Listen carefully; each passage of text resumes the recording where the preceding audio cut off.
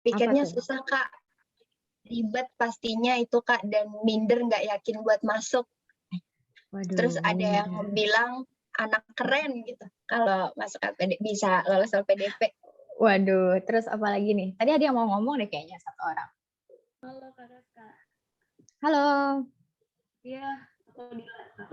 Oh ya, Dila, adik tingkatnya. Iya. Apaan tuh Dil?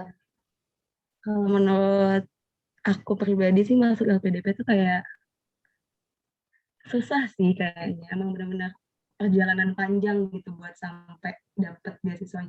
Mau masuk aja tuh kayak perlu proses yang panjang banget, dan untuk sampai di step itu tuh menurut aku udah orang yang sangat amat terpilih banget sih. Jadi emang benar-benar masuknya juga seleksinya luar biasa. Jadi bisa sampai di tahap ke arah sekarang tuh ya, ya luar biasa banget sih. Oke. Oke, susah ya. Banyak banget tuh yang punya stereotip itu susah. Kemudian rata-rata karena susah pasti larinya ke minder. Bener nih katanya Reksa di chat, minder.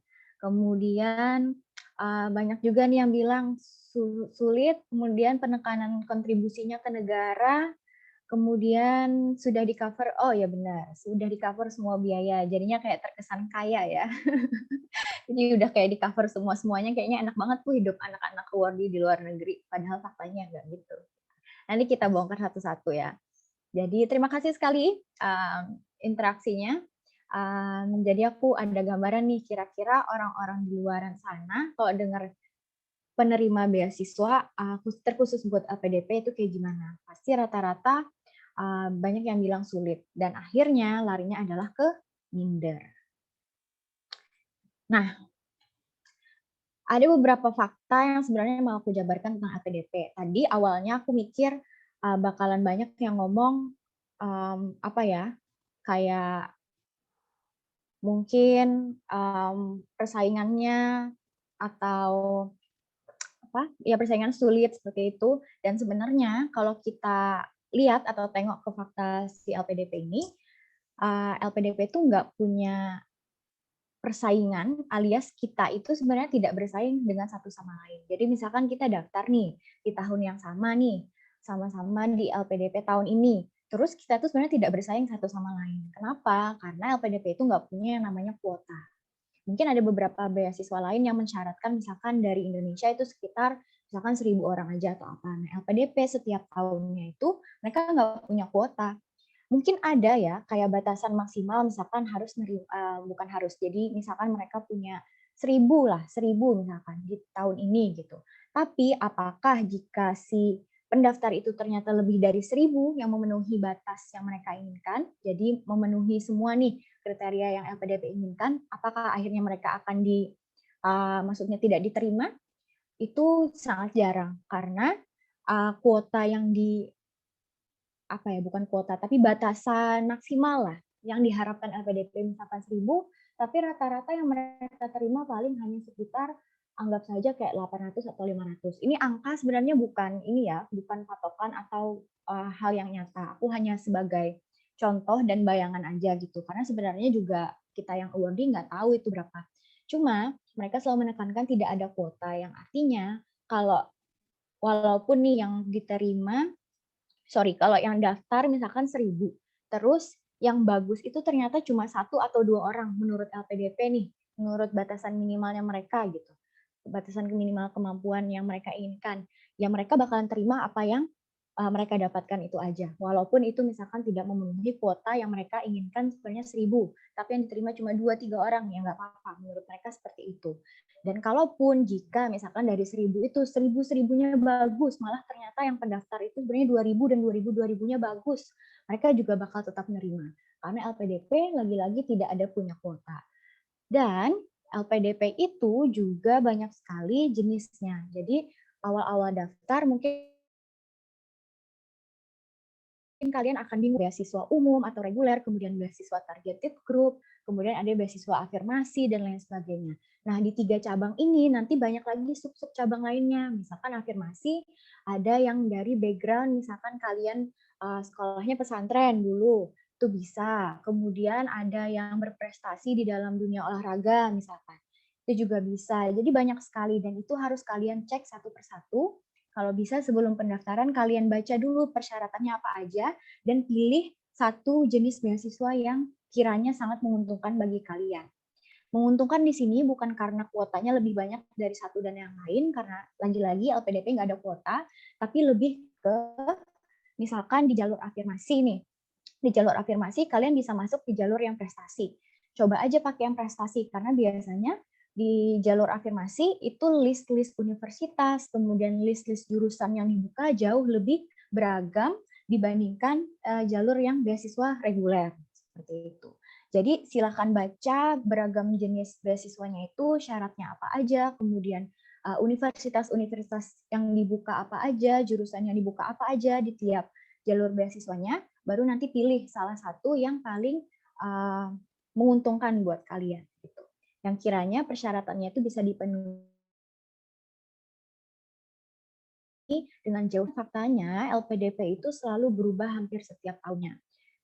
Karena ini berubah setiap tahun, ada pas kena tahun yang misalkan sangat-sangat ketat persaingannya. Persaingannya lagi-lagi bukan antar sesama, tapi si LPDP terkadang karena ini beasiswa negara ya, mereka juga mungkin ada kerjasama dengan negara lain. Jadi khusus yang buat keluar negeri biasanya itu ada perubahan list universitas yang sangat signifikan. Jadi misalkan di tahun 2019 universitas yang dibuka cuma ada beberapa, sedangkan di tahun ini tiba-tiba yang dibuka banyak lagi gitu juga bisa. Atau kebalikannya, yang awalnya sangat banyak, tiba-tiba tahun depan sangat dikerucutkan di universitas tertentu aja. Nah, jadi kalau kalian masih di semester akhir ataupun udah lulus, kalian jangan cuma berpatok pada satu informasi, misalkan dapat di workshop ini atau seminar ini, jangan hanya ditelan mentah-mentah, tetap harus riset secara pribadi lagi karena perubahannya lumayan besar dan lumayan signifikan. Nah, kemudian setelah ngomongin tentang fakta, harapannya kalian bakal jauh lebih bersemangat nih ketika aku berikan perbandingan LPDP 2021 sama 2019. Seperti yang aku bilang tadi, perubahan setiap tahunnya LPDP itu bisa sangat beragam. Oh, kenapa dulu nih di sini LPDP 2020 nggak aku sertakan? Karena di 2020 LPDP waktu itu hanya buka 2 jenis beasiswa, yaitu beasiswa reguler yang untuk sudah mendapatkan surat diterima dari universitas, kemudian beasiswa perguruan tinggi utama dunia. Jadi regulernya itu adalah jenis perguruan tinggi utama dunia saja. Untuk reguler yang biasa dan tidak punya surat penerimaan dari universitas itu tidak dibuka waktu itu di 2020. Dan hanya untuk pengajar-pengajar tenaga kependidikan kayak dosen misalkan gitu. Jadi yang sebenarnya dibuka banyak waktu itu di tahun 2019, di mana waktu itu tahun aku mendaftar beasiswa, dan kemudian di tahun ini di LPDP 2021. Nah, aku coba bandingkan dari buku petunjuk atau pedoman dari LPDP. Ini aku perbandingannya beasiswa reguler aja ya. Aku fokuskan ke sana karena pengalaman aku pribadi, aku jalur di beasiswa reguler. Nah, beasiswa reguler di tahun 2019, di tahunku itu hanya ada 86 universitas. Jadi kalau bisa dibandingkan halamannya aja tuh, list universitas yang di tahunku itu hanya cuma 6 halaman. Jadi di antara 6 halaman itu aja aku bisa milih universitas gitu. Ini buat kan untuk yang di LPDP 2021 total untuk universitasnya itu ada 13 halaman. Bisa dibandingkan ya jauh-jauh lebih banyak. Kayaknya mungkin hampir 200-an universitas. Itu hanya pilihan kampusnya. Kemudian masuk lagi ke kampus, ke jurusan-jurusan di kampusnya. Nah, di tahun 2019 itu hanya ada sekitar 22 kampus yang dibuka seluruh jurusan. Dan rata-rata itu adalah perguruan tinggi utama dunia, kayak misalkan Cambridge, Oxford, MIT, dan lain sebagainya. Itu mereka dibuka tuh seluruh jurusan. Sedangkan untuk ranking-ranking universitas yang 22 ke bawah, itu mereka bakal buka cuma kayak beberapa jurusan. Waktu itu aku daftar di University of Toronto, itu yang dibuka hanya education aja. Sama kalau nggak salah, minor itu aja. Jadi misalkan nih aku misalkan anak hukum, tiba-tiba aku mau daftar di University of Toronto, saat itu nggak bisa. Karena subjek atau jurusan yang mereka buka hanya 2 untuk LPDP ya, yang diterima LPDP gitu. Nah, untuk 2021 kampus yang dulu banyak sekali dibatasi jurusan-jurusannya sekarang udah dibuka untuk semua jurusan. Bahkan kampusku sendiri University of Toronto sekarang udah dibuka semua jurusan. Jadi jurusan apapun kalian bisa masuk ke sini sekarang. Jadi bisa dibilang sangat-sangat signifikan perubahan LPDP 2021 setelah mereka tutup di 2020, mereka buka benar-benar besar-besaran nih di tahun ini. Dan bukanya tetap sama 2 tahap. Jadi tahap kedua nanti daftarnya sampai sekitar bulan September. Jadi sangat-sangat besar kesempatannya kalau kalian mau daftar di tahun 2021. Nah, kemudian seleksinya juga online. Apa seleksi online? Keuntungannya pertama kalian tidak perlu biaya transport.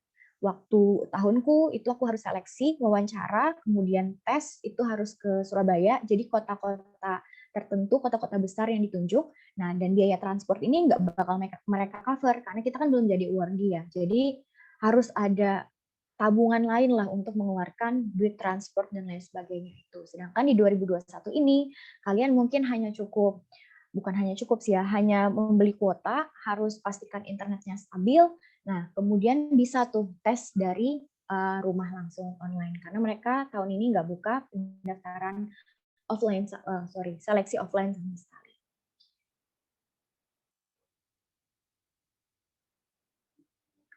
Nah, mungkin ada beberapa yang baru mau tahu LPDP itu apa, apa aja seleksinya, kemudian LPDP itu beasiswa apa. Jadi tetap aku kasih gambaran singkat. Seleksi setiap tahunnya pasti ada 3 tahap, yaitu administrasi, substansi, dan wawancara. Nah, untuk administrasi itu adalah pengumpulan berkas-berkas online. Jadi kayak ijazah kalian, kemudian profil diri, biodata diri kalian, semuanya diisi online.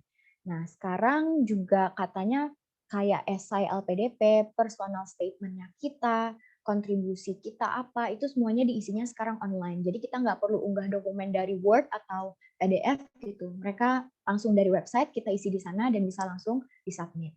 Administrasi ini nanti kalian nggak perlu harus kayak 1 kali duduk, kemudian 1 kali finish dan submit gitu. Enggak ya. Kalian bisa kayak karena pendaftaran LPDP itu sekitar 1 bulanan, biasanya jarak waktunya kalian bisa nih kayak buka dulu biodata diri dan lain sebagainya, tapi untuk esai dan lain-lain nanti di submitnya bisa. Jadi kayak ada menu simpannya dulu sebelum kalian submit. Jadi tenang aja, nggak perlu langsung 1 kali duduk, 1 kali selesai gitu, enggak. Dan ini semuanya online karena tetap melalui website. Kemudian seleksi substansi. Nah, ini ada perbedaan sedikit di tahun 2021 ternyata. Kalau aku dulu terkesannya kayak lebih susah, ada tambahan lain gitu. Selain tes potensi akademik, waktu itu ada psikotes juga. Nah, dan ini nih yang syukurnya sekarang tahun ini nggak ada. Tahun 2019 itu kita ada yang namanya essay on the spot. Jadi kita harus bikin tulisan esai pada saat itu juga karena kita akan dikasih case. Kayak misalkan waktu itu case aku tentang dana desa. Dana desa itu katanya kebanyakan, terus ada beberapa yang nah, akhirnya kita disuruh bikin esai tentang penyelesaian itu kayak gitu. Nah, tapi syukurnya di tahun 2021 nih lagi udah kesempatannya terbuka lebar, udah pilihan kampusnya jauh lebih banyak. Sekalian mereka juga bakal melakukannya online dan tes bakat skolastik sama kebangsaannya itu online. Jadi pas aku lihat-lihat tes bakat skolastik ini sebenarnya hampir sama sih sama tes potensi akademik yang dulu aku ikuti. Kayak misalkan tentang penalaran umum, kuantitatif, kemudian kayak verbal, kayak gitu-gitu. Kayak sinonim, antonim, sejenis tes potensi akademik kalau kalian mau ikut CPNS atau pas mau daftar S2 di dalam negeri, kayak gitu. Nah, tes bakat skolastik ini hampir sama seperti itu. Nah, kemudian juga ada substansi kebangsaan. Aku sih lihatnya mungkin substansi kebangsaan ini hampir mirip sama psikotes. Karena psikotes yang pas di tahunku itu sebenarnya karena aku backgroundnya psikologi ya, lumayan familiar sama jenis-jenis psikotes. Tapi ternyata yang mereka pakai itu bukan psikotes yang psikologi, lebih pribadian lah. Bukan skala juga sih, tapi kayak mereka ngasih kita case, kemudian kita apa ya, kayak milih dari pilihan itu kita kayak yang mana. misalkan menolak kah, setuju atau apa, lebih kayak gitu sih. Jadi aku nggak bisa bilang psikotes sebenarnya, tapi tesnya mungkin agak mirip nanti sama substansi kebangsaan ini. Nah, kemudian di seleksi ketiga atau seleksi terakhir itu adalah wawancara. Wawancara itu di tahunku ada 2 jenis wawancara. Yang pertama wawancara LPDP sendiri, jadi kita kenapa pengen ikut LPDP, kemudian um, apa ya, lebih kayak ke diri kita, kenapa kita layak gitu, dipilih menjadi award di LPDP, kemudian kontribusi kita apa, skill kita apa, dan lain-lain.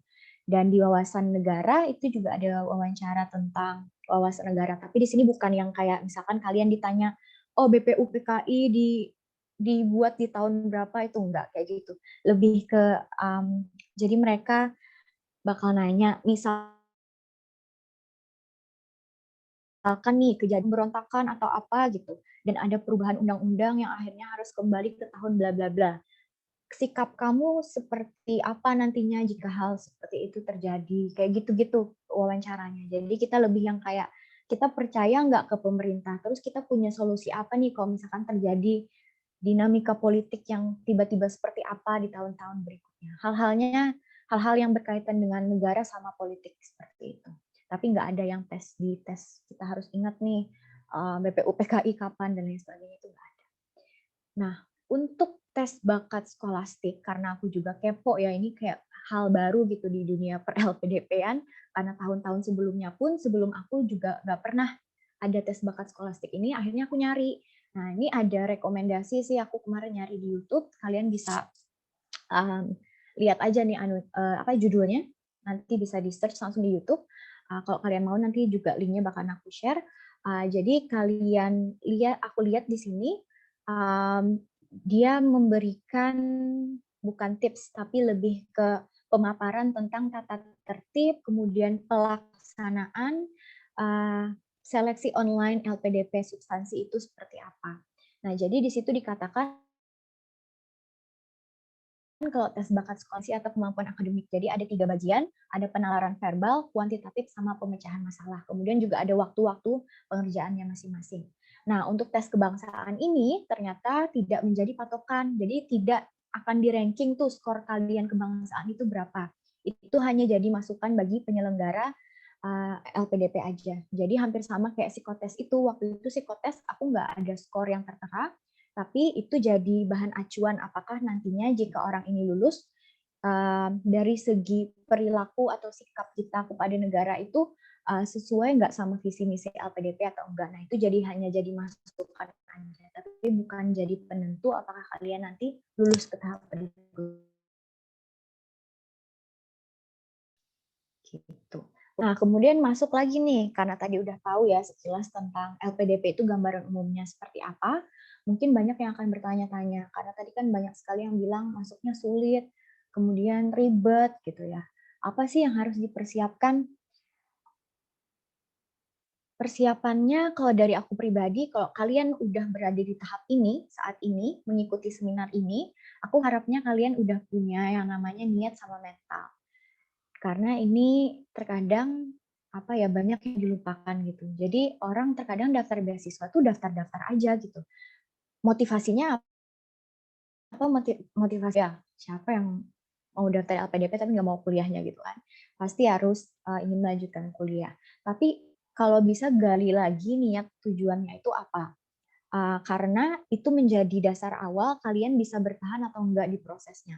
Tadi banyak yang bilang prosesnya tuh panjang dan sulit. Benar sekali, proses beasiswa itu makan waktu, makan tenaga, makan kondisi mental terkadang. Apalagi kalau misalkan udah nyoba berkali-kali gitu ya beasiswa, itu kadang jadi tiba-tiba putus asa gitu di tengah-tengah jalan. Rasanya kok berat sekali, mau kuliah aja kok seribet ini gitu. Nah, padahal kalaupun kalian lulus proses beasiswa, perjalanan awal kalian baru malah dimulai. Karena pas saat kuliahnya, apalagi kalau misalkan kalian kuliah merantau gitu ya, merantau entah di dalam negeri ataupun di luar negeri, itu banyak sekali cobaan-cobaan lain. Dari proses kita mau apply visa, misalkan kalau mau ke luar negeri, proses kita nyari rumah, kosan di tempat sana, belum lagi tugasnya dan lain sebagainya. Jadi niatnya sebelum kita daftar proses beasiswa itu harus kuat dari awal. Kemudian diluruskan niatnya, kalau bisa benar-benar niat bukan hanya kayaknya keren, kuliah S2 gitu biar dapat degree terus bisa dapat kerjaan yang layak. Iya, itu kayak personal niat kita ya pasti ada seperti itu kan tujuan personal kita. Tapi lebarkan lagi niat itu buat kebaikan banyak orang. Nah, itu yang biasanya bisa jadi landasan dasar kita pas kita buat esai ataupun buat jawaban-jawaban saat kita di interview saat proses beasiswa. Nah, kemudian aku berharap juga kalian udah punya kemampuan-kemampuan tertentu dan juga tujuan-tujuan yang lagi-lagi seperti niat awal berikutnya yang kiranya bisa memberi manfaat ke banyak orang gitu. Nah, di kemampuan-kemampuan itu kalian tidak perlu punya kemampuan yang terkesan kayaknya harus muluk-muluk atau kayak apa ya, terlalu besar gitu, enggak. Kemampuan-kemampuan kalian yang ada ini aja itu sebenarnya bisa gitu loh jadi modal buat kalian mau membuat tujuan yang kiranya bisa bermanfaat bagi orang kayak gitu. Jadi nanti akan kita bahas lagi lah lebih tujuan ini di bagian esai kontribusi LPDP gitu. Nah, jadi aku berharapnya at least kalian udah punya 2 modal ini. Kemudian, nah yang ketiga yang kita lakukan saat ini, salah satunya adalah riset atau mencari informasi, bisa dari webinar, sosial media atau sebagainya. Dan harapannya setelah kalian bisa nih maksudnya udah menerima informasi yang kita sampaikan di acara kali ini, nanti kalian bisa mulai merencanakan kira-kira mau daftar beasiswa apa dan seperti apa gitu. Kalau kalian stuck nanti di tengah jalan, jangan lupa kalian punya orang lain untuk bertanya. Jadi jangan malu untuk bertanya. Nah, ini untuk riset yang paling baik menurutku risetlah ke lpdp.kemenku.go.id karena ini website resmi dari LPDP, kemudian beasiswa LPDP setiap tahunnya akan diupdate di sini. Nah, ini link dari untuk tahun ini dan kalau kalian scroll-scroll nanti nih webpage-nya, kalian bakalan langsung bisa lihat jenis beasiswanya banyak sekali dan kalau kalian klik di masing-masing beasiswa, itu bakalan nge-link ke buku pedoman dan juga buku atau daftar isi list universitas yang dibuka untuk LPDP tahun ini. Sudah sangat jelas sekali buku pedomannya, banyak sekali halamannya di sana.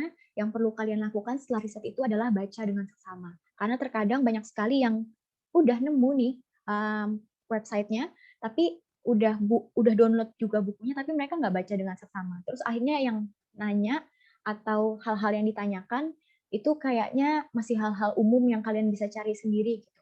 Itu sebenarnya jadi skill awal sebenarnya kalau kalian tekun nyarinya, kalian baca benar-benar itu jadi skill awal buat tantangan-tantangan berikutnya. Karena dituntut banget kalau misalkan kalian kuliah ya, apalagi S2, apalagi S3 gitu. Kayaknya harus banyak baca gitu. Entah kuliah di dalam negeri ataupun luar negeri sama. Banyak baca dan benar-benar mendalami informasinya apa. Jadi kalau kalian pas proses beasiswa nih sama kayak punya skill untuk benar-benar bisa baca dan memahami teks dengan baik, insya Allah bakalan lancar dan bakalan paham gambaran beasiswanya itu seperti apa. Dan itu juga bisa jadi skill nanti buat pas kuliahnya. Kemudian ada beberapa resources yang lain, kalian bisa lihat di Instagram, YouTube, kemudian blog atau website, online seminar, dan lain sebagainya. Dan kayaknya menurutku sih, aku pribadi, Instagram tuh paling reachable gitu. Karena kalau kalian follow aja LPDPRI, pas kalian lagi scroll-scroll, tiba-tiba, muncul, oh iya LPDP. Jadi pengingat gitu loh, jadi reminder gitu pas kalian scroll-scroll Instagram lagi rekreasi kan lagi lihat-lihat hal-hal menyenangkan tiba-tiba ada LPDP jadi pengingat lah gitu. Ini salah satu contoh yang aku pribadi waktu itu aku juga follow Scooters. Scooters ini informasi-informasi beasiswa ya luar negeri dan dalam negeri. Jadi lumayan update sekali informasinya. Atau kalian bisa cek nih ke Instagram Hana Gemintang. Pasti kalian beberapa yang di sini lihatnya kan dari info Instagram nih akhirnya tahu ada seminar kayak gini gitu. Jadi carilah di sosial media itu banyak sekali. Kalau YouTube ini ada beberapa yang aku rekomendasikan di Reverse itu award di LPDP. Sekarang beliau sudah lulus tapi tetap aktif buat ngasihkan updatean LPDP itu seperti apa. Jadi bisa di-follow. Kemudian Mata Garuda. Mata Garuda ini adalah organisasinya alumni dan award di LPDP. Jadi mereka biasanya tiap tahun juga buka buat webinar ataupun kayak kita mau konsultasi ke mereka itu juga bisa. Mata Garuda itu ada Mata Garuda Pusat dan juga ada Mata Garuda Daerah. Jadi kalau kalian dari daerah tertentu, kalian search aja biasanya Mata Garuda, kayak aku dari Kalimantan Selatan, aku cari Mata Garuda Kalimantan Selatan itu ada. Jadi seluruh awardee yang dari daerah kita itu mereka ada di sana. Biasanya mereka bakalan lebih mau bantu kalau kalian dari satu daerah yang sama, karena tujuannya sebenarnya mau meningkatkan awardee di daerah masing-masing gitu. Kemudian blog atau website itu aku ada kemarin nyari-nyari, ada yang salah satu ku rekomendasikan adalah Indraziru ini. Lumayan lengkap, kemudian dia sangat detail untuk pembahasannya. Kemudian pasti kayak online seminar, workshop itu kayak yang kita lakukan sekarang itu sangat-sangat bermanfaat biar ada gambaran sedikit tentang LPDP itu seperti apa. Nah, kalau tentang persiapan, aku bisa bagi dua hal ini ya, kayak short term-nya sekitar 1-2 bulan, kemudian long term 3-6 bulan, bahkan mungkin tahunan. Untuk long term dulu nih, yang bisa kita siapkan dari sekarang, kalau bisa kalian mulai cari jurusan atau ahli yang kiranya kalian mau tekuni. Jadi habis kalian refleksi diri, kalian cari tuh kampus yang kira-kira dibuka yang mana, kemudian jurusan yang kalian inginkan tuh yang mana. Apalagi jurusannya sangat-sangat spesifik. Jadi kalau misalkan aku background-nya psikologi, kemudian nggak bisa tuh kayak cuma psikologi aja nanti S2-nya. Mereka bakal sangat-sangat detail kelasnya, kayak misalkan tentang kesejahteraan aja, atau tentang psikologi perkembangan dan pendidikan aja, kayak gitu-gitu. Jadi benar-benar cari jurusannya itu yang spesifik, yang sesuai sama minat yang kalian inginkan. Kemudian yang aku pribadi waktu itu yang sangat panjang persiapannya sertifikat bahasa. Sertifikat bahasa ini TOEFL ataupun IELTS. Jadi kalau TOEFL, IBT namanya, TOEFL IBT atau IELTS. Itu persiapannya lumayan kalau kalian, karena dan juga lumayannya adalah di duitnya ya. Duitnya untuk tes itu sangat-sangat lumayan lah, sekitar 3-4 juta kayaknya untuk sekarang, atau 2,5-3 juta. Itu cuma satu kali tes. Kalau kalian gagal di tes itu, ya harus tes-tes lagi berkali-kali, berarti ya bayar-bayar terus. Aku pribadi waktu itu tes 3 kali untuk akhirnya bisa dapat skor yang diinginkan di Universitas Toronto, dan akhirnya bisa keterima gitu. Jadi ini adalah salah satu long term. Kalau bisa kalian ikut les dulu, atau persiapan pribadi sendiri dulu, rutin belajar, dan lain sebagainya.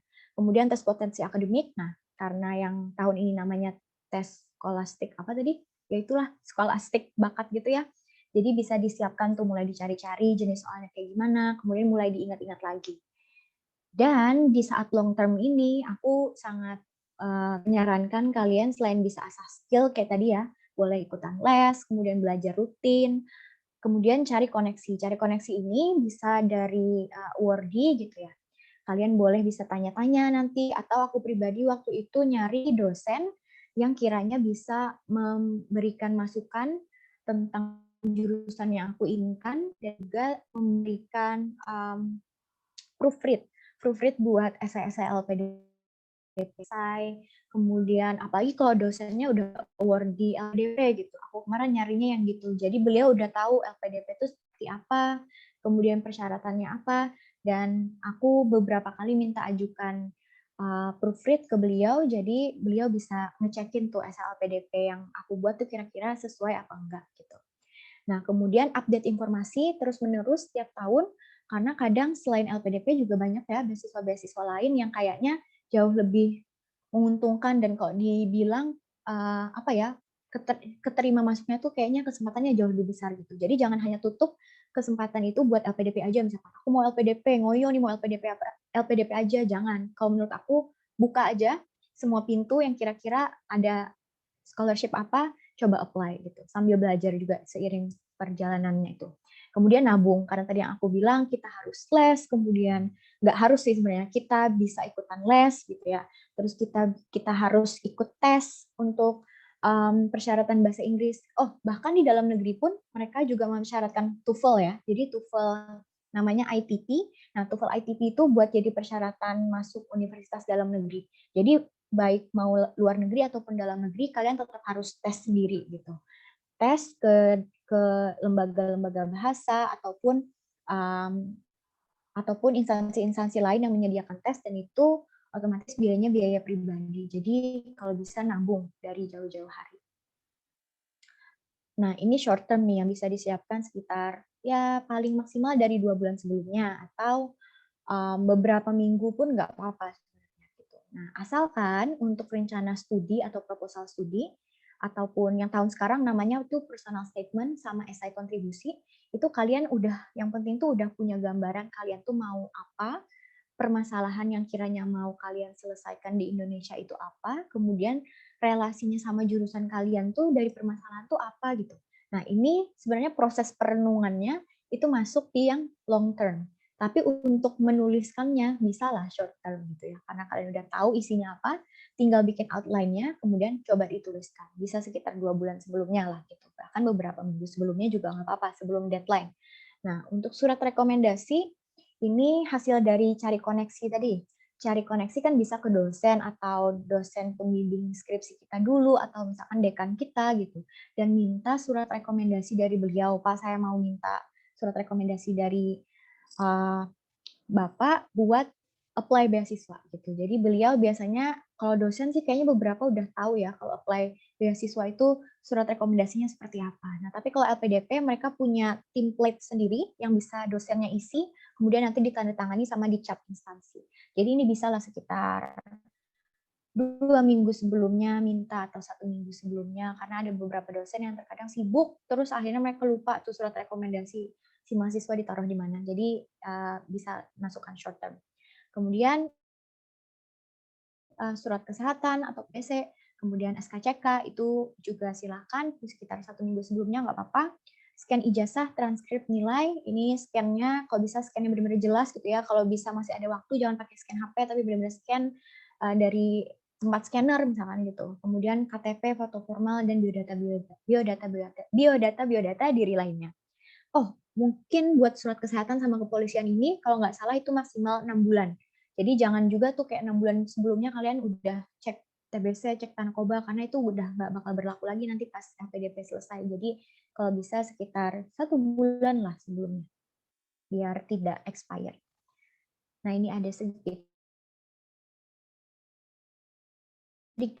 tips, kayaknya harus banyak-banyak refleksi gitu. Kenali diri kita sendiri, skill kita apa, jurusan kita tuh apa, dan maunya kita tuh apa sih gitu ke depannya. Itu kemudian bisa direfleksikan dan nanti coba disampaikan di esai LPDP. Ini kalau tahapannya sih kayaknya gampang ya, tapi pas melakukannya sulit tuh. Bingung biasanya. Apalagi merefleksikan diri tuh sulit gitu, kita harus mengetahui diri kita sendiri. Nah, aku pribadi waktu itu salah satu bahan refleksi dirinya itu karena aku bingung nih, apa yang harus kurefleksikan dan apa yang harus kupikirkan.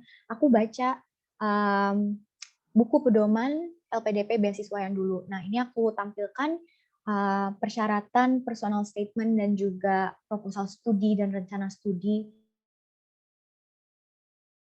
LPDP dibaca ya, kita bisa jadi tahu nih kira-kira refleksi yang kita harus lakukan apa, hal yang harus kita pikirkan sebelum kita buat esai apa. Jadi gambarannya bisa terbayang tuh dari persyaratan-persyaratan ini. Misalkan di proposal studi mereka minta harus ada justifikasi rasional kenapa kita milih bidang studi itu, perguruan tinggi itu, area disiplin ilmu itu, bahkan kalau kita di luar negeri kenapa milih negara itu. Itu mereka sangat detail. Dan hal-hal ini mereka nanti akan tanyakan juga di wawancara. Jadi kita harus benar-benar tahu dulu di awal tujuan kita apa, kemudian kenapa setiap pilihan kita itu kita milihnya itu gitu. Harus ada alasannya, justifikasinya apa gitu. Yang paling penting harus disambungkan lagi sama kebutuhan institusi asal kita. Kalau misalkan kebutuhan Indonesia secara umum di pembangunan nasional gitu. Kemudian selain hal-hal itu kita juga bisa refleksi lagi tentang kita tuh perkuliahannya nanti mau yang kayak gimana, mau yang research atau mau yang nggak research. Kemudian kalau nggak research, kenapa? Kemudian topiknya tuh kenapa kita milih yang itu. Kita juga harus mikirin aktivitas di luar perkuliahan kita tuh nantinya mau apa. Karena LPDP itu nanti bakalan minta perlaporan terus-menerus sekitar, kalau aku pribadi ngisi sekitar 3 bulan sekali. Nah, itu harus selalu dilaporkan. Bukan hanya hal akademik, tapi juga non-akademiknya kita. Yang kita lakukan di luar kuliah kita tuh apa sih? Nah, LPDP juga mau kita refleksikan sedari dini gitu. Nah, untuk esai kontribusi LPDP 2021 ini juga bisa jadi bahan kita berpikir atau refleksi diri. Kita bisa deskripsikan diri kita itu apa, kekurangan kelebihannya apa, kayak gitu-gitu. Kemudian kita harus juga tahu masalah update masalah terupdate dari Indonesia tuh apa gitu. Kira-kira isu-isu tersebut bisa nggak kita selesaikan dengan skill yang kita akan dapatkan nanti di perkuliahan S2 gitu. Benar outline-nya ya, kalau aku buat kayak kira-kira list kemampuan kita tuh apa aja sih, kemudian list masalah Indonesia itu apa aja sih. Nanti coba digabungkan, kira-kira yang masalah yang ini itu kalau kita jabarkan sumbernya apa sih? Nah, sumbernya itu kira-kira bisa nggak ya kita pakai, kita aplikasikan dengan kemampuan kita gitu. Kalau misalkan bisa, kita cari nanti gap-nya ada nggak. Jadi misalkan S1 nih, psikologi, sedangkan misalkan permasalahannya waktu itu tentang kesehatan mental gitu ya. Nah, kira-kira dengan S1 psikologi ini cukup nggak? Nggak cukup kan, karena kita masih sangat umum nih di S1, kemudian di S2 kita mau topik yang sangat spesifik untuk menyelesaikan masalah kesehatan mental misalkan. Nah, jadinya kita kita bisa tarik kesimpulan bahwa kita urgent nih, kita ada justifikasi rasional kenapa kita mau S2 akhirnya gitu loh, dengan jurusan misalkan kesehatan mental. Jadi kayak harus dibikin benar-benar coba direfleksikan dan dituliskan di kertas gitu. Kemudian mimpi kita ke depannya apa, peran yang sudah pernah kita lakukan apa. Dan di sini nanti tipsku, kalian nggak usah perlu muluk-muluk harus yang kayak perannya itu atau mimpinya itu seperti sangat besar. Misalkan memajukan perekonomian Indonesia gitu. Kan kayak terkesan abstrak sekali ya. Tapi bilang aja kayak hal-hal yang sebenarnya menurut orang lain mungkin kecil, tapi sebenarnya itu bisa bermanfaat ke instansi. Saya di sana mau jadi misalkan mengembangkan, let's say misalkan peternakan lele atau apapun gitu. Hal-hal yang sebenarnya kita bisa lakukan di kehidupan sehari-hari ataupun hal-hal untuk lingkungan sekitar kita itu udah bisa menjadi mimpi yang atau harapan yang bisa kita bawa buat kita mengajukan proposal kita ingin menjadi award di APDP. Jadi APDP lebih suka yang konkret gitu ya. Konkret gitu ya, yang kayaknya mungkin beberapa orang menilainya terkesan kecil, tapi sebenarnya itu yang diharapkan LPDP dibandingkan kayak membual atau terlalu yang besar-besar. Gitu. Oke, sekarang menulis esai kontribusi. Jadi tadi kita udah refleksi, kira-kira bahan refleksinya itu. Kemudian bisa sih refleksi dari hal-hal yang kita udah tahu nih kira-kira tujuan kita apa, langkah kita, topik kita apa. Kalian pas menulis esai kontribusi itu tetap terus bertanya, kenapa sih ini, kenapa sih milihnya ini, kenapa sih, kenapa. Keep asking why sampai kalian selesai menulis itu. Bahkan ketika selesai menulis pun tetap dipertanyakan terus-terus. Biar nanti tahu setiap alasan kenapa kita milih itu. Kemudian kalau bisa nih kalian udah riset tuh cari kampus tujuan sama nama dosennya atau nama ahli di program itu siapa gitu. Kalau kalian bisa coba dikaitkan dan dan coba disebutkan gitu nama dosen itu nanti di esai kontribusi kalian. Ini bisa menjadi salah satu tanda bahwa kalian tuh udah riset mendalam gitu sampai tahu nama ahli atau dosen di kampus itu. Dan kenapa kalian harus ke kampus itu gitu. Kemudian benar-benar pahami silabus sama courses kampus tujuan kalian. Kalau kampus luar negeri, rata-rata di website mereka udah tersedia tuh. Bahkan kalian udah tahu pilihan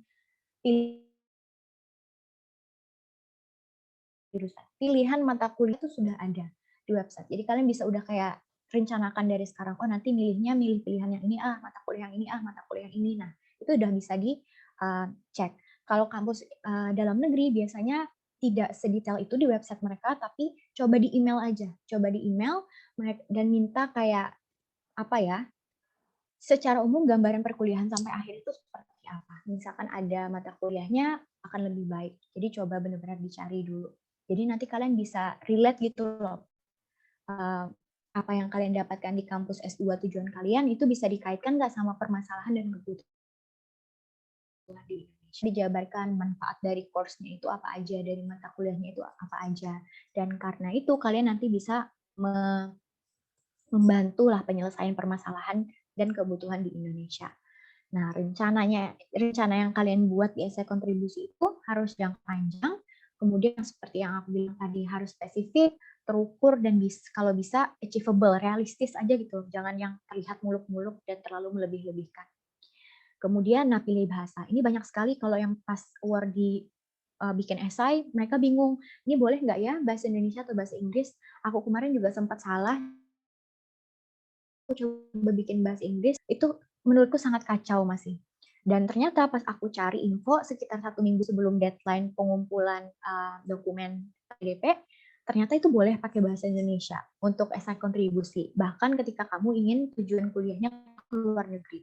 Akhirnya aku langsung ganti hari itu juga ke bahasa Indonesia. Yang paling penting di sini bukan bahasanya, tapi bagaimana kalian menyampaikan ide-ide atau hal-hal yang kalian rencanakan itu secara jelas gitu. Jadi jangan kayak memaksakan diri mau ke luar negeri, oh nggak apa si penerima si LPDP-nya tahu kalau gue bisa bahasa Inggris gitu. Dan jangan gitu, yang penting sebenarnya ide ataupun pesan yang kalian sampaikan itu bisa benar-benar tersampaikan dengan jelas gitu. Nah, kemudian jika bisa, kalian bisa buat hook. Aku kemarin sebenarnya tidak menerapkan ini, tapi aku dapat ini dari tipsnya Kak Nadira. Kalau kalian tahu Kak Nadira itu yang lulusan Harvard-nya kesehatan publik ya, ya kesehatan masyarakat. Nah, beliau tuh esai pas bukan pas esai ke LPDP, kayaknya esai ke LPDP juga sih, tapi esai pas dia daftar universitas pun itu dia pakai namanya hook. Hook itu aku coba cari-cari, itu sebenarnya hal yang lumayan banyak ternyata di esai-esai, dan itu biasanya ditempatkan di paragraf awal pertama buat kayak catch attention si pembaca gitu loh, biar di antara pelamar beasiswa yang banyak itu punya kita tuh esainya kayak terlihat menarik dan kayaknya bisa diingat gitu sama si pembacanya. Jadi boleh kalian nanti cari lebih dalam di Google lah tentang hook itu apa. Tapi kalau misalkan mau lihat, itu ada di sebelah kanan kalian. Itu jadi banyak sekali. Kalau yang aku ingat, Mbak Nadira itu dulu bilangnya kayak buat cerita gitu di paragraf pertamanya. Jadi aku join webinarnya beliau, jadi beliau nyampaikan tips itu. Jadi beliau kasih contoh, waktu itu esainya lebih kayak cerita novel gitu loh awalnya. Jadi matanya terlihat nanar bla bla bla. Jadi kayak kita udah mikir, ini kok begini ya, tapi ternyata pada dia gitu. Jadi baru dia setelah menggambarkan itu, dia bilang lah, oke gimana kontribusinya, apa perannya sebagai kesehatan masyarakat gitu. Kemudian apa yang akan dia dapat dan lain sebagainya. Baru masuk ke hal-hal yang harus ada di esai kontribusi. Tapi hook di awal itu sangat-sangat kayak membuat kita pengen baca lagi gitu loh. Apa sih sebenarnya isi dari si esainya orang ini. Itu juga menurutku sangat-sangat bermanfaat kalau kalian bisa mulai menerapkan itu. Kemudian saat menulis esai, proofread lagi, revisi, proofread, revisi, sampai udah mau kan kalian kayak ini baru akhirnya submit. Jadi jangan hanya puas satu kali bikin, habis itu udah selesai. Jangan. Kalau bisa minta proofread ke banyak orang, terus minta saran mereka, revisi, perbaiki, minta lagi, dan seterusnya. Kalau tips saat seleksi substansi, kayaknya sih hal ini aja ya. Jadwalkan belajar rutin sebelumnya, kemudian belajar bahasa Inggrisnya, belajar tentang penalaran umum, kuantitatif, dan lain sebagainya tadi, pahami konsepnya, kemudian latihan-latihan soal. Karena bukan kayak kita pintar ngitung atau gimananya, tapi ada konsepan tertentu yang sebenarnya itu pemecahan masalah umum loh, cuma dibuat agak rumit di dalam soal, tapi kalau kita paham konsepnya, kayaknya serumit apapun soalnya tuh konsepnya sama gitu.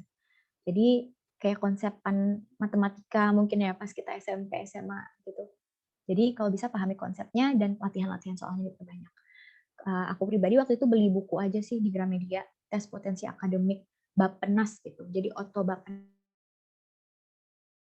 itu Bappenas isi akademik buat CPNS ataupun buat contohnya LPDP gitu. Kemudian saat tes jawab dengan jujur, pastinya pilih soal yang mudah. Jadi dari beberapa soal itu pilih dulu soal yang mudah, selesaikan di sana, baru nanti biasanya langsung ada skor yang tertera di sana pas kita udah submit. Nah, waktu itu agak kaget aku karena aku nggak tahu maksimal skornya itu berapa. Tapi kalau skor yang asli itu biasanya ratusan gitu loh. Ternyata skor yang LPDP ini karena soalnya dikit ya, itu ternyata cuma berapa puluh gitu. Kayak skorku tuh cuma sekitar 1, tuh kaget langsung kayak kesan berarti banyak banget ya salahnya atau apa gitu. Sedangkan waktu itu harus ada seleksi berikutnya online juga. Jadi harus kayak ya udah kalau lihat udah skornya segitu ya udah move on aja, langsung fokus ke seleksi substansi berikutnya. Waktu itu aku psikotes, berarti kalau kalian tahun ini nanti substansi kebangsaan setelahnya. Jadi berapapun nanti skor TPA kalian, ya udah move on aja dari skor yang tertera. Ternyata mereka punya batasan skornya tersendiri kok, jadi tenang aja, bukan seperti skor rata-rata Bappenas yang biasanya atau TPA yang biasanya. Seleksi wawancara, ini rata-rata pertanyaannya tentang gini, tentang diri, kelemahan-kelebihan, pengalaman, sama kemungkinan-kemungkinan yang ada di masa depan. Jadi ada beberapa kali tuh lihat di Twitter, kayaknya orang-orang pada bingung ya, kok bisa sih LPDP ditanyain sampai pacaran, sampai gimana nanti kalau apa, kayak gitu-gitu. Kayak terkesan personal sekali. Mungkin ada beberapa wawancara yang seperti itu ya, tapi sebenarnya kalau aku pribadi ngelihatnya, hal yang itu berdasarkan dari jawaban dia yang sebelumnya. Jadi aku waktu itu ditanyain juga tuh, kalau misalkan nih nanti kejadian, kan banyak kayak misalkan ekstremis gitu, Islam di luar negeri, mereka kayak mau merekrut orang-orang Indonesia yang ada di luar negeri.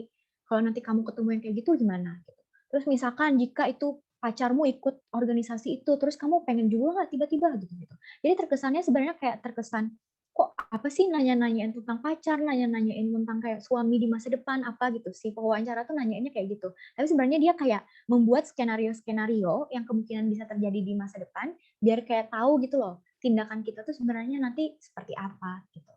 Jadi benar disiapkan ya selama wawancara, tapi biasanya pasti nggak akan jauh dari sekitar LPDP dan juga tentang kalau misalkan kita keluar negeri ya, kehidupan diaspora Indonesia di luar negeri kayak gitu. Terus gimana kita bisa bertahan sama challenge-challenge yang ada di sini gitu. Kemudian justifikasi kenapa kamu bisa layak diterima oleh LPDP gitu-gitu. Terus pasti tentang program atau area kedisiplinan ilmu kita, kemudian juga disuruh perform skills. Tapi skillnya nggak mungkin kayak suruh nyanyi gitu, nggak.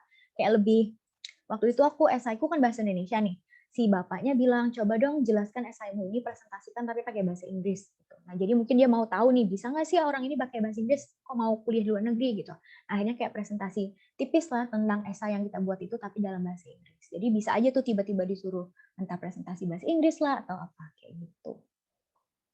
Dan bisa dilihat ya, seleksi wawancara itu nggak saklek, jadi sangat-sangat beragam dan berdasarkan jawaban-jawaban kita sebelumnya.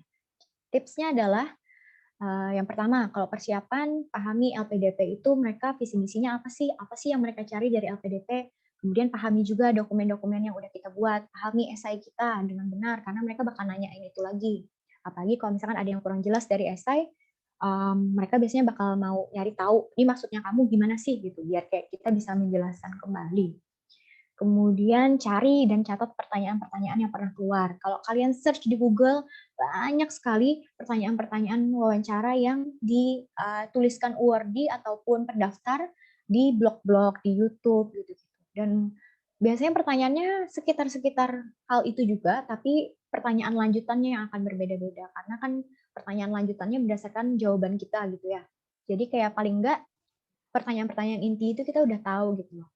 Jadi aku dulu sih aku cari, aku catat, kemudian aku print dan benar-benar kayak diulang-ulang. Kira-kira jawabanku yang buat pertanyaan ini apa ya gitu-gitu. Dan latihan. Kalau bisa sih latihannya benar-benar kayak interview 1-2 orang dengan berdua gitu loh. Jangan cuma kayak latihan kita sendirian. Gitu. Biar bisa terbiasa aja pas jawabnya kayak gimana. Kemudian tips saat wawancaranya. Jadi kalau pas saat seleksi wawancara datang tepat waktu, pasti biar nggak gugup, biar nggak kewalahan, kemudian jangan sampai kayak giliran kita tertinggal, giliran kita terlewat dan tiba-tiba tertinggal gitu kan nggak profesional sekali ya. Nah jadi kalau bisa benar-benar datang tepat waktu, sebelum-sebelumnya lah, jauh malah. Gitu. Kemudian fokuskan pada hal yang konkret. Nah ini jadi kalau kalian ada yang jurusan psikologi ya, bisa mungkin pakai metode STAR. Ini biasanya metode yang dipakai buat interview di human resource di instansi, misalkan mereka kayak benar-benar spesifik pertanyaannya. Jadi apapun yang ditanyakan pewawancara, usahakan fokus sama hal konkret. Walaupun mereka bertanya nih, misalkan reaksi kamu atau hal yang akan kamu lakukan di masa depan itu seperti apa, kalau bisa kamu bilang, hal yang akan saya lakukan seperti ini, karena saya pernah sudah melakukan ini sebelumnya. Terus kayak kamu bilang tuh, bukti bahwa kamu pernah juga di situasi yang serupa,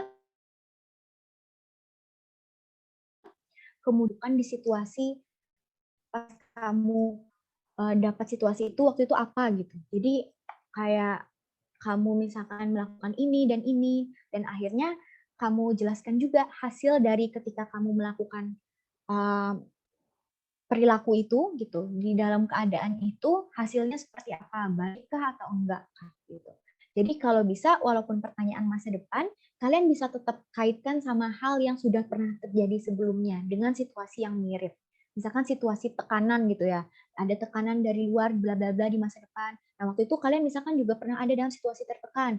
Ada misalkan saat proses skripsi misalkan, kan itu juga tekanan walaupun tekanannya dalam bentuk hal berbeda. Kalian jelaskan gimana kalian bisa menghandle situasi stres itu, situasi banyak tekanan itu, gimana akhirnya kalian nanti yang berhasil, apakah kalian lulus dengan setelah menghadapi tekanan-tekanan itu, hal-hal yang kayak gitu yang bisa dikaitkan. Jadi kalian punya bukti konkret, kalian udah punya pengalaman serupa dan kalian bakal melakukan hal itu lagi di masa depan.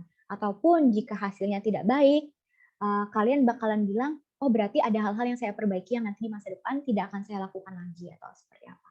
Semoga bisa dipahami ya. Nanti kalian boleh cari lebih lanjut tentang metode STAR itu. Menurutku itu sangat penting sih buat saat interview. Interview kerja pun kayaknya penting gitu. Kemudian tips interview yang lain, bisa percaya diri tapi tanpa sombong dan merendahkan orang lain.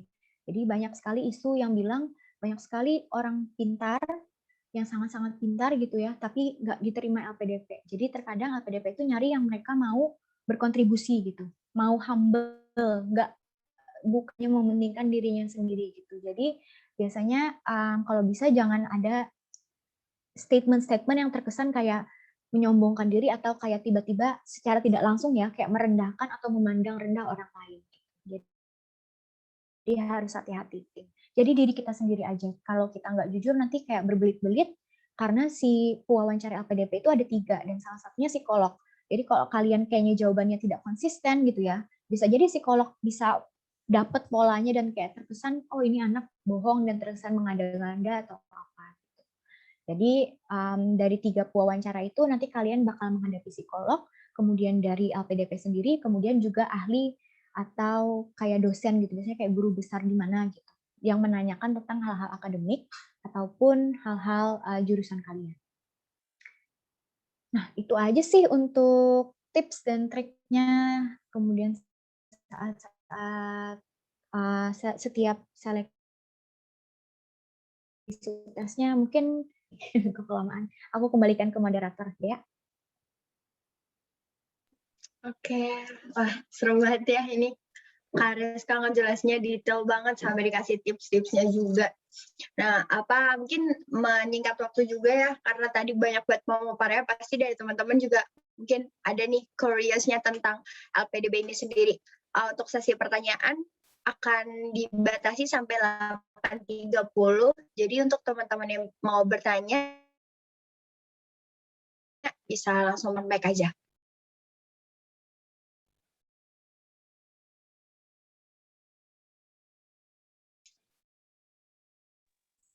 Oh iya, mungkin aku ini aja ya, highlight sedikit kalau misalkan kalian nanti mau contoh personal statement atau esaiku pada tahun 2019, bisa aku share, kalian boleh ke email aku tadi aja, nanti aku kasihkan emailnya di chat juga, kalian bilang aja mau minta gitu. Tapi yang mau aku itu bisa beda ya. Jadi kalau bisa cari esensinya aja gitu loh, tapi jangan ikuti kayak formatan dan lain sebagainya karena bakalan berbeda. Tapi cari esensinya aja dan semoga bisa memberikan ide lah buat nulis kalian seperti apa nantinya. Jadi boleh nanti di-email. Oke, makasih ya Kak atas informasinya. Mungkin sambil teman-teman nunggu teman-teman bertanya, aku boleh nanya nggak Kak? Boleh, Oke. boleh. Jadi kalau misalkan nih Kak, aku nih dari jurusan A. Misalkan aku sekarang tuh lagi di teknik geofisika. Nah, maunya itu apply LPDP ke jurusan B. Jadi ke jurusan, misalkan aku tertarik ke psikolog gitu. Nah, itu mengaruh nggak sih Kak sama potensi diterima atau enggaknya? Pertanyaan yang bagus. Dan ini sebenarnya sempat aku tanyakan juga ya. Dan sebenarnya kalau di kasus aku kejadiannya agak mirip sih. Aku jurusan psikologi kan, tapi S2 aku ini pendidikan. Tapi karena psikologi itu sangat luas, aku masih lumayan mudah buat mengaitkan gitu kenapa aku harusnya ke pendidikan. Dan psikologi pendidikan kan memang juga ada gitu. Jadi kayak lebih memfokuskan aja. Tapi ada juga temanku yang awalnya jurusannya HI gitu ya, terus tiba-tiba kayak berubah ke pendidikan S2-nya. Dan dia award di LPDP gitu. Ternyata bisa tidak makan kalian punya alasan yang sangat-sangat kuat. Jadi kalian bisa ngejelasin gitu loh, di esai itu kenapa kalian mau akhirnya banting setir ke pendidikan, misalkan. Kemudian kira-kira skill-nya yang kalian udah dapat di jurusan HI itu misalkan apa sih yang bisa kalian tetap kaitkan ke pendidikan gitu. Jadi sebenarnya bisa, cuma tantangannya mungkin pas wawancara, nah itu bakal di wawancara tuh ngerasa kayak sidang aku pribadi kemarin tuh kayak gitu. Jadi kayak ngerasa sidang kayak di utak-atik gitu loh. Terus kenapa memang kalau ini kayak gitu. Nah, jadi kayaknya tantangannya bakal di situ deh. Ketantangan gimana kalian harus bisa menjelaskan, ngasih rasionalisasi kalau ternyata kalian tuh mau pindah jurusan tuh karena ini. Dan juga kalau bisa sih menurutku tetap harus ada pengalaman ya. Jadi seingatku tuh waktu itu ada yang ngasih tahu dia tuh memang jurusannya HI pas S1, tapi dia sekitar 3 sampai 4 tahun itu berkecimpung di dunia pendidikan anak juga. Gitu loh. Jadi pendidikan juga. Jadi dia bilang kayak dari pengalaman itu saya banyak dapat insight, akhirnya maunya melanjutkan ke bidang pendidikan di S2-nya. Sama gini, maksudku skill itu bukan hanya skill spesifik di jurusan kita ya. Kan skill kita kuliah itu kan rata-rata ya misalkan skill manajemen waktu, skill misalkan kita berpikir kritis dan lain sebagainya itu kan bisa didapat di jurusan apa aja. Jadi kalian bisa tuh sebenarnya highlight skill-skill yang kalian dapat di S1 itu lebih umum aja highlightnya, tapi nanti baru dikaitkan gitu sama permasalahan atau kebutuhan yang ada di Indonesia. Jadi nggak mesti kayak skill itu tentang skill yang kita dapat skill secara general aja. Itu juga bisa sih.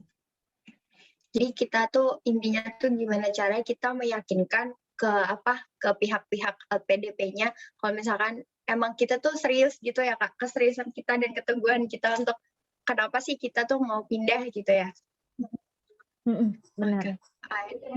Kemudian kira-kira itu bisa kontribusinya tuh kayak gimana gitu ke depannya. Setelahnya itu misalkan karena temanku itu kayak dia udah kerja di bidang pendidikan kan, terus dia bilang pas pulang nanti dia bakal kembali ke instansinya. Nah itu kan jadi kayak rasional banget tuh, kenapa akhirnya dia memilih pendidikan S2-nya, karena dia juga kontribusinya nanti mau balik lagi ke instansi itu gitu.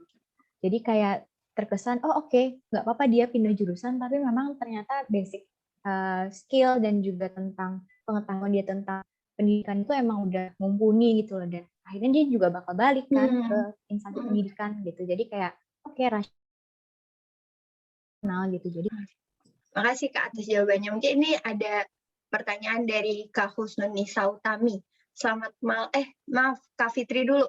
Kak, kalau dilihat daftar universitas sama jurusan yang dibuka LPDP kan banyak banget ya. Kira-kira apa ada tipsnya atau bagaimana Kak Reska lakukan buat pilih dari universitas maupun jurusannya Kak? Serba salah ya, pas yang tahunku tuh universitasnya tuh listnya sangat-sangat terbatas sampai aku bingung.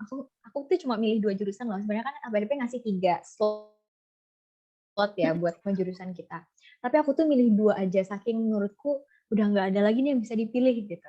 Nah, tapi kalau kebanyakan juga mungkin bingung, bener juga. Kalau kebanyakan kan bingung kita. Kalau aku pribadi gini, satu mungkin tips pertama kita lihat dulu kemampuan diri kita, di list lah kira-kira kemampuan diri itu segimana gitu. Kalau aku pribadi mungkin lihatnya waktu itu tentang gini, kalau kalian mau keluar negeri ya khususnya, kalian bisa lihat kemampuan bahasa Inggris kalian tuh kira-kira mencapai nggak skor IELTS yang 6,5 atau 7 ke atas gitu misalkan.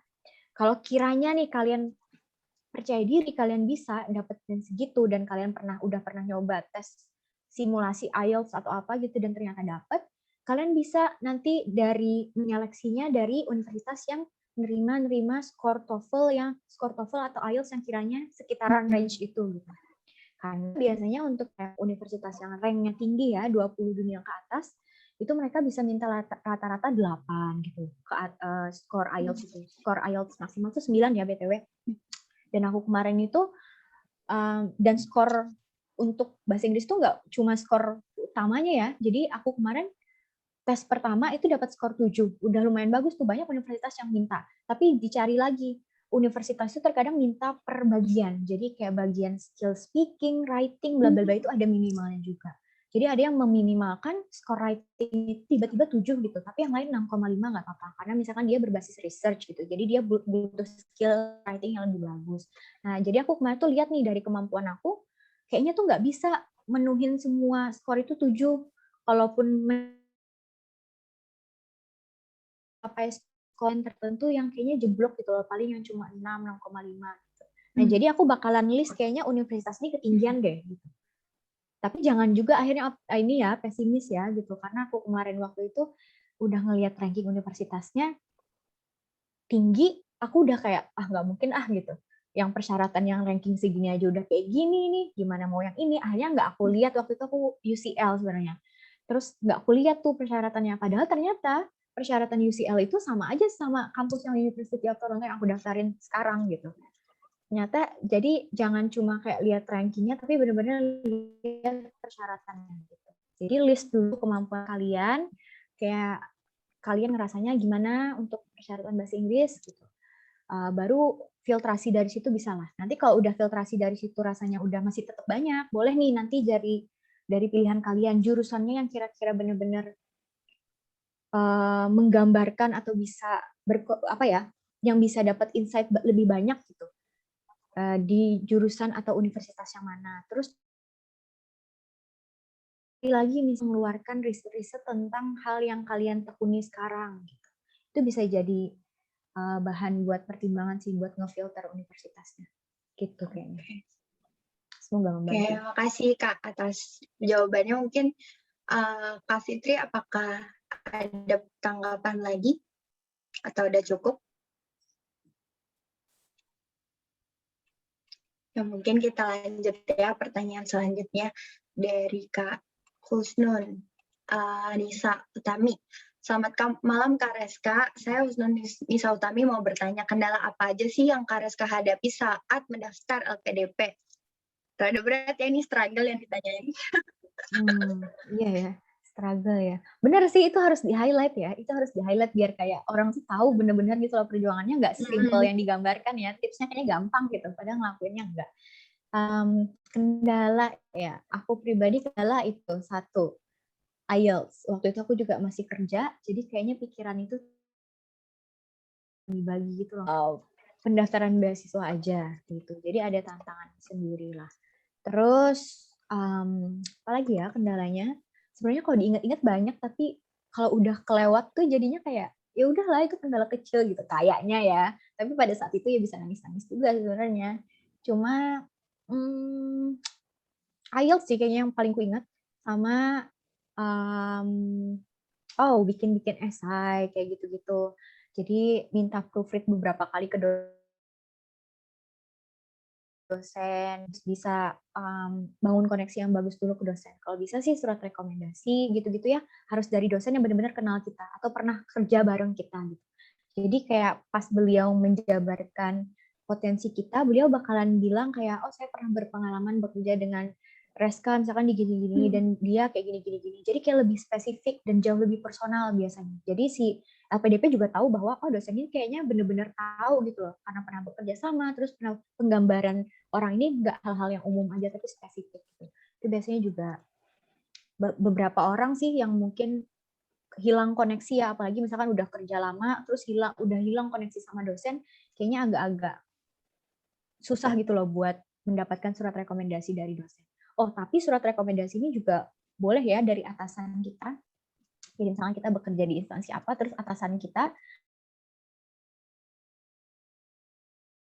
beliau juga bisa. Kendalanya lebih ke hal-hal yang itu sih. Yang penting jangan mepet aja, karena kalau mepet agak-agak riskan di masalah kita dapetin surat-surat itu loh. Karena kayak kayak surat kesehatan aja ya, aku waktu itu kayak melakukannya hamin berapa sebelum deadline LPDP, dan ternyata pas aku daftar buat check up TBC itu, yang antri buat daftar LPDP pun mau tes TBC itu banyak sekali. Jadi kayak dipikir tuh bisa selesai 1-2 jam, ternyata kayak harus nunggu berapa jam misalkan karena hal-hal simpel seperti itu sih. Jadi kendalanya mungkin teknis-teknis yang kayak gitu. Sama IELTS tadi kalau aku. Oke, mungkin udah cukup terjawab ya. Karena pertanyaan cukup banyak, kita next dulu ke pertanyaan selanjutnya.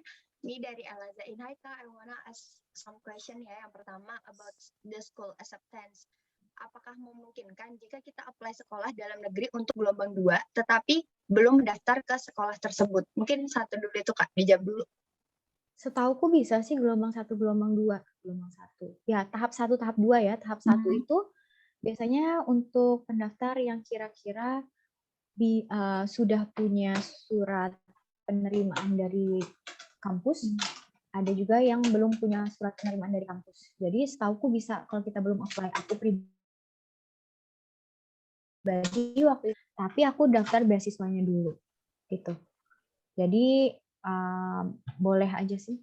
Oke, jadi terjawab ya Kak Ella. Terus yang kedua, lalu untuk esai, misal background saya itu pendidikan bahasa Inggris di instansi perguruan tinggi, lalu kontribusi saya nantinya bukan dalam skala instansi pendidikan tinggi, melainkan justru dalam pendidikan menengah maupun lebih kepada English preparation before perguruan tinggi. Is it relatable Kak? Menurutku masih sangat relatable karena sama-sama masih pendidikan bahasa Inggris kan. Dan maksudnya kalau masalah tentang cakupan instansinya nanti kalian bisa di instansi perguruan tinggi kah atau di SMA kah atau mungkin mau buka kursus sendiri gitu ya pendidikan bahasa Inggris, itu nggak apa-apa. Dan aku pribadi banyak sekali teman-teman UWRDI angkatanku itu yang ngambil TESOL. TESOL itu buat learning English gitu loh. Jadi kayaknya sih aku opini pribadi pendidikan bahasa Inggris kayaknya banyak kuliah mengenai tentang English preparation bla bla bla gitu, teaching gitu. Kayaknya sangat-sangat berkesempatan sih. Kalau sangat relatable masih karena masih satu jurusan juga kan. Kemudian kayaknya udah tahu tuh dia mau bikin English preparation course atau seperti apa, tinggal dijelaskan cara menjelaskan kontribusinya aja lagi nanti. Tapi udah relatable. Ya mungkin deh untuk Kak Ella bisa disiapkan ya untuk mendaftar LPDP-nya. Lanjut ya Kak, kita ke Fajarudin A. Malam Kak Reska mau tanya dong terkait LOA untuk itu syarat wajib atau tidak? Terus Kak Reska sendiri dapetinnya itu gimana prosesnya? Dapetin LOA. LOA itu kayak yang aku bilang tadi ya, kalau aku masuk LPDP jalur yang tidak pakai LOA dulu. Jadi kalian bisa daftar tetap kalau kalian belum daftar ke universitasnya gitu. Jadi tetap bisa daftar LPDP walaupun kalian belum daftar universitasnya. LOA-nya nanti menyusul. Jadi biasanya kalau aku prosesnya gini, LPDP dulu baru daftar atau berjuang LOA-nya. Karena aku tidak mau mengambil resiko karena kan kita daftar ke universitas kadang juga ada biaya pendaftaran. Jadi aku nggak mau kayak kita daftar dulu terus dapat nggak LOA-nya baru kita daftar LPDP. Ada beberapa orang seperti itu. Aku jujur waktu itu lumayan sayang duit gitu loh. Terus belum lagi kalau kita daftar perguruan tinggi persyaratannya beda-beda. Ada yang mensyaratkan esai lagi dan lain sebagainya. Jadi kalau kayaknya nggak ada sponsor kita udah keterima universitas kayaknya agak-agak mereka juga kayak pertimbangan gitu loh. Kalau kita udah bilang kita udah punya sponsor terus ternyata esai kita bagus mereka kayak lebih oke, anak ini bakalan bisa diterima toh juga biaya dan lainnya sudah di cover kayak gitu. Jadi ada justifikasi tersendiri. Jadi proses aku kemarin gitu. Sebenarnya proses untuk daftar LPDP aku cuma cukup 1 kali tes bahasa Inggris. Cuma untuk daftar universitas untuk dapetin LOA itu yang aku berkali-kali karena University of Toronto lumayan persyaratan skor IELTS mereka 7 gitu dengan minimal perbagian 6,5 gitu. Sebenarnya aku juga ada tapi keterimanya masih dengan syarat. Jadi LOA itu ada juga dua jenis ya, ada yang conditional sama unconditional. Kalau unconditional kalian udah diterima gitu, nggak ada persyaratan apa-apa yang lain. Kalau conditional kalian masih ada persyaratan tertentu, misalkan kayak IELTS bagian writing-nya masih kurang kayak gitu-gitu. Jadi aku pribadi gitu sih, LPDP dulu baru LOA-nya. Terima kasih Kak atas penjelasannya. Terus lanjut lagi ke Kak Ardila.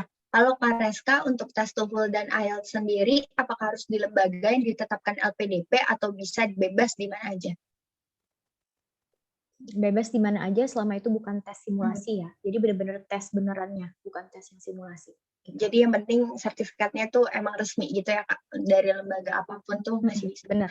Oke, mungkin karena masih ada Benar. waktu 4 menit, kita lanjut pertanyaannya lagi ya Kak ya. Dari Sip. banyak beredar isu mengenai LPDP yang mengurangi porsi untuk LPDP TESOL awardee. Kemudian karena saat ini isu permasalahan negara yang banyak sekali dibutuhkan lebih cenderung dengan awardee yang mengarah ke sustainability, environment, economics, and politics, apakah itu termasuk dalam kendala yang Karena psikologi itu kan bukan jurusan yang apa ya, banyak dibuka sama LPDP. Jurusan psikologi itu kalaupun buka, persyaratan mereka tinggi dan mereka minta penyamarataan biasanya. Karena psikologi itu kode etiknya beda-beda tiap negara. Karena kan perilaku tiap manusia di negara itu beda-beda ya. Kayak cenderung budaya dan lain sebagainya. Jadi aku kemarin mensiasatinya kalau misalkan psikologi gitu ya, kayaknya bukan jadi hal yang utama. Aku nyarinya ke hal yang mereka cari itu apa sih? Misalkan ini SDM ya. Mereka kan sangat ingin meningkatkan SDM. SDM salah satu cara peningkatannya pendidikan. Pendidikan itu kalau di kita masih kurang memperhatikan kesehatan mental. Jadi kesehatan mental yang aku mainkan, tapi tetap dalam bidang pendidikan. Jadi harus pakai trik gitu loh, cara merelasi-relasikannya itu biar kayaknya kita tetap mengarah ke yang diminta LPDP dan kita menyelesaikan satu bagian kecilnya. Karena kalau ditarik tuh sebenarnya tujuan LPDP itu kan sangat luas. Kalau ditarik lagi sebenarnya pasti ada yang relate kok sama jurusan kita. Walaupun kayaknya jurusan itu bukan jadi berarti hal yang utama. pinter-pinter kita untuk menyesuaikan sama visi dari Bener, sama apa sih? Indonesia 2045 Indonesia Emas 2045 ya kalau nggak salah. Itu kan juga minta kayak SDM. Nah, SDM tuh sangat luas kan? Peningkatan SDM tuh berbagai macam loh. Nah, coba cari celah di sana. Kira-kira yang bisa relate sama jurusan 2 menit lagi kita ambil 2 pertanyaan terakhir dari Kak Reksa Adel ini ya. Ini yang pertama, untuk masalah sertifikasi bahasa, karena ulun kurang mengetahui, katanya IELTS sama TOEFL itu yang mana Kak? Kita pilih, ada yang bilang IELTS bisa dikonversi ke TOEFL, tapi kalau TOEFL itu nggak bisa dikonversi ke IELTS.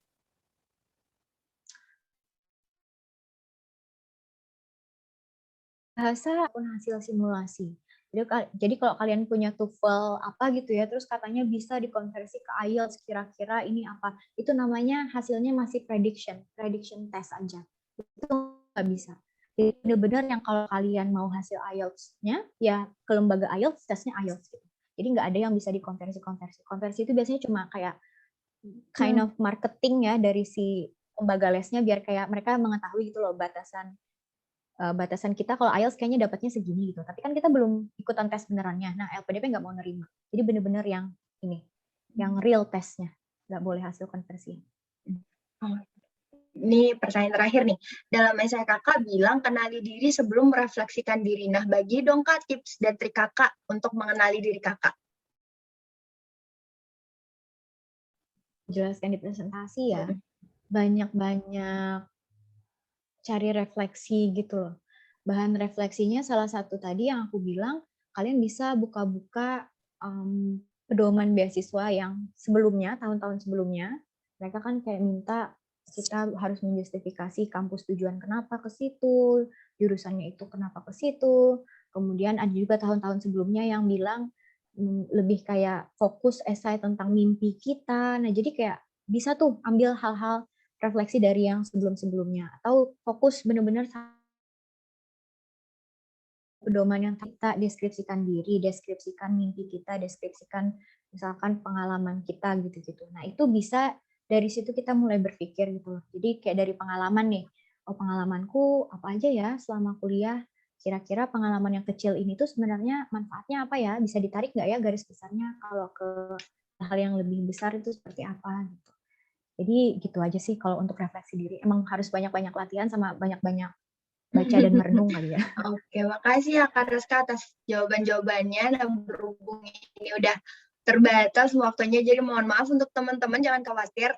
Kalau ada pertanyaan-pertanyaan yang belum terjawab, Kak Reska bisa banget ya dihubungi lewat email ya?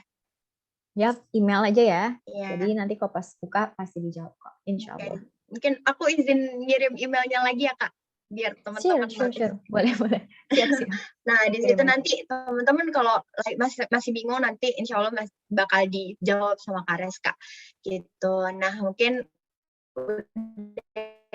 di penghujung acara juga makasih Kak Reska atas sharing ilmunya. Semoga pendidikannya lancar Amin. juga. Doain Amin. nih teman-teman LPDP-nya bisa lolos yang Amin. ngajuin ya. 1 Ya udah Agustus mungkin buka lagi loh. Jadi coba ya. tuh. Nekat aja dulu, Iya. nekat aja. Kata aja dulu. Mungkin sebelum kita mengakhiri kita bisa foto dulu kali ya. Bisa teman-teman Oh bisa ya, on boleh. cam. Yang bisa on cam dulu.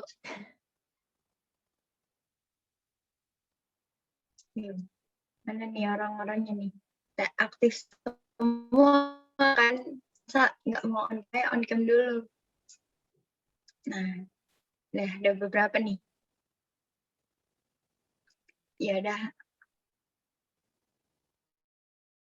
Lanjut ya Kak. Hitung ya.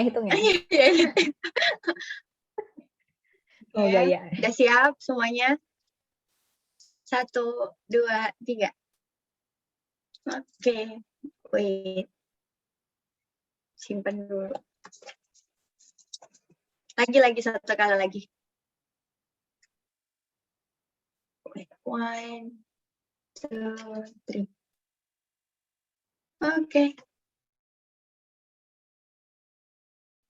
Teman-teman, terima kasih ya Hana Iya. Gemintang sama Dea sama tim-tim yang lain buat kesempatannya.